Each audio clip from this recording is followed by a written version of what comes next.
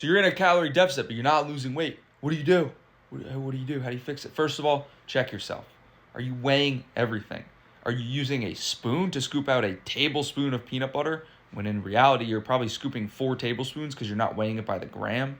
You need to track these things. When you put a tablespoon of olive oil in the pan and log it as, one spray of olive oil, but you sprayed the thing for 10 seconds straight, it's 100 calories. If you're not adding these things up throughout the day and not keeping track of these things, it could be a difference of 500-600 calories that you're not accounting for. Second of all, your Apple Watch.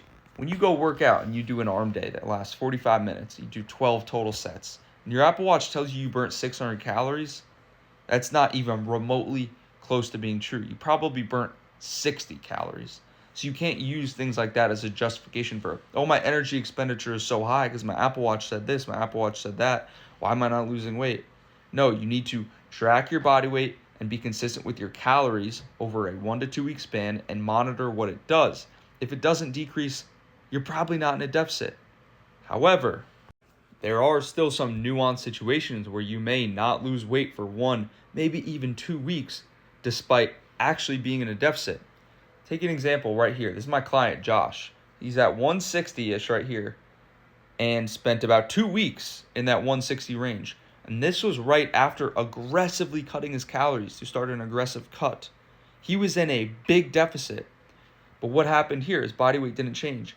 All of a sudden, now his body weight's going down. So what did we change to fix this stagnant stuff from happening? Absolutely nothing. We didn't change a thing because sometimes it literally just takes time. Sometimes when you go into an aggressive deficit, it shocks your body a little bit. You hold on to water.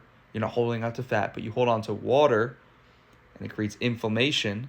And your body weight may be slowly increasing because of the increase of water weight while your body fat is decreasing, which results in this kind of net flat period that happens here. And then all of a sudden you'll notice it just drops out of nowhere. He dropped like 4 pounds in 1 week because we just stayed patient. We stuck to the plan. Once you dial in your tracking and you know for a fact you are tracking everything accurately and you are in a deficit, then just be patient. If the scale weight doesn't move in 1 day, 2 days, it takes time. There's so much random fluctuations.